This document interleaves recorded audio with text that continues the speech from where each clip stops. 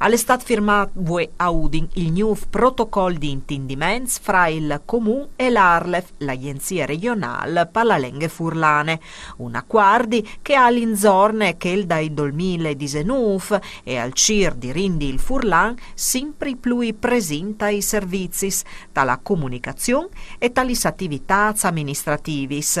Dalle principali novità, l'introduzione di modulistiche bilinguali, certificati per italiano e per furlan e il potenziamento della segnaletica pubbliche.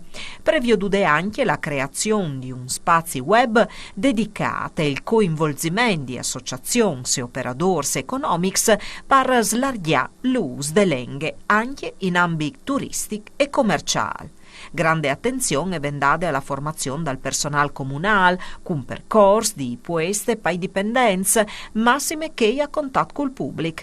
Il protocollo al previo anche riunioni periodiche di Comune e Arlef per controllare le attività e garantire risultati concreti. L'obiettivo è quello di valorizzare la marilenghe e rinforcare il suo ruolo alla comunità, portando l'amministrazione sempre più idonea ai cittadini.